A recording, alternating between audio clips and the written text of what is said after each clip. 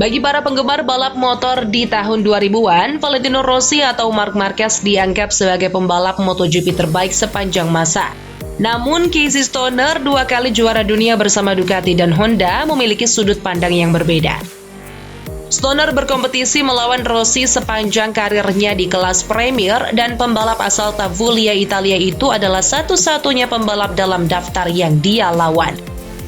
Rossi, Marquez, dan Mike Doohan adalah legenda. Namun Stoner lebih memilih rekan senegaranya tersebut sebagai pembalap terbaik karena kesuksesan yang diraihnya sebelum dan sesudah cedera yang mengancam karir balapnya. Stoner juga berbicara tentang pembalap yang paling diremehkan, menurutnya adalah test rider KTM saat ini, Dani Pedrosa. Alasannya, ketika Stoner membalap bersama Pedrosa, Stoner memahami betul hal hebat apa yang mampu Pedrosa lakukan sebagai pembalap berpostur kecil. Bagi orang luar, mungkin tidak ada yang bisa memahami seberapa hebat Pedrosa dengan postur tubuh seperti bocah itu. Stoner sangat paham, sebab tubuhnya juga sudah terlalu kecil untuk MotoGP. Berat badan Stoner hanya 59 kg, sementara Dani Pedrosa hanya 55 atau 56 kg. Bagi sebagian besar orang berpikir bahwa berat badan lebih ringan akan lebih baik dalam balapan, tetapi MotoGP adalah motor yang besar, berat, dan bertenaga. Sehingga motor tidak begitu stabil ketika pembalap berpostur kecil. Oleh sebab itu, Stoner sangat mengagumi apa yang bisa dilakukan Dani Pedrosa di MotoGP.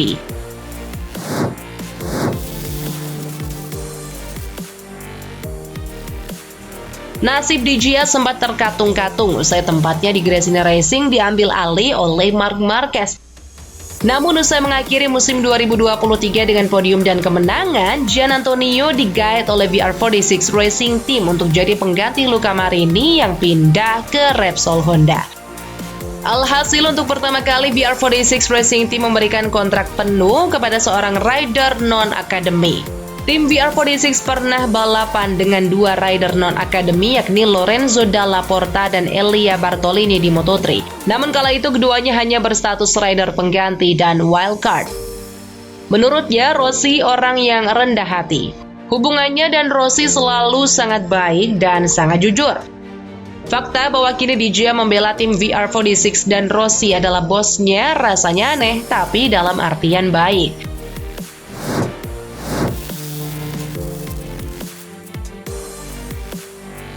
Instagram Fabio Quartararo yang merupakan juara MotoGP 2021 memiliki pengikut sebanyak 2,4 juta per 10 Januari 2024 ini. Sedangkan Lando Norris yang bahkan belum pernah menjadi juara F1 malah memiliki pengikut Instagram sebanyak 7,3 juta. Bahkan Marc Marquez yang merupakan pembalap aktif MotoGP terpopuler sekalipun masih kalah karena hanya memiliki 7 juta pengikut. Praktis hanya Valentino Rossi dengan 16,9 juta pengikut yang masih unggul jauh dari Norris, tapi ia sudah tidak aktif sebagai pembalap. Menurut Alex Espargaro, hal ini adalah kesalahan Dorna Sports yang selama bertahun-tahun terlalu kaku dengan hak cipta konten di media sosial. Untungnya, menurut Espargaro, MotoGP sekarang sudah melunak mengenai hak cipta konten di media sosial. Selain di tangan Dorna, Espargaro juga merasa popularitas semacam itu juga dipengaruhi dari peran pembalap. Mereka juga harus memainkan perannya di media sosial untuk meningkatkan exposure yang manfaatnya juga ke marketing. Buktinya Espargaro sekarang memiliki 1,3 juta pengikut dan itu mendekati angka Pecco Bagnaia dengan 1,5 juta pengikut.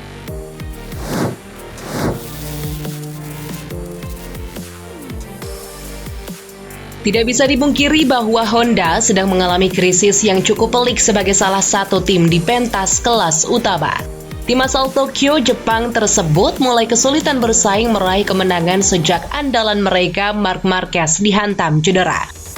Proses pemulihan yang labah dari Marquez tentunya berdampak signifikan terutama bagi pengembangan RC Tuan Trevi.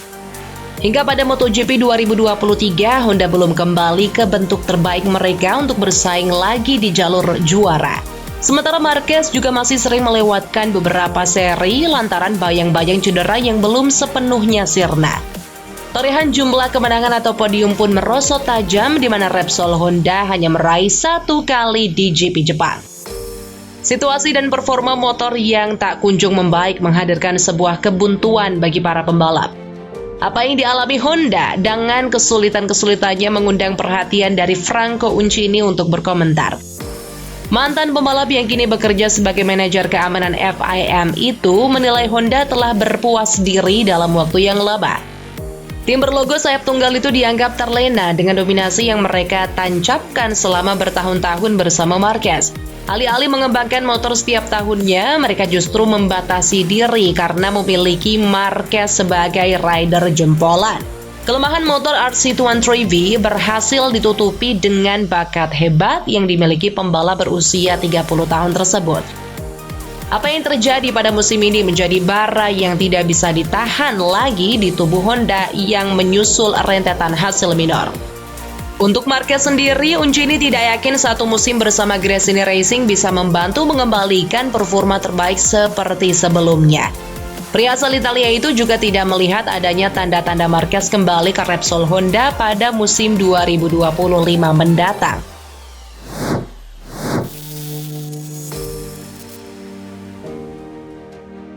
Fabio Quartararo memiliki pola pikir yang berbeda dengan sebagian besar pembalap yang berharap meraih gelar juara setiap musim.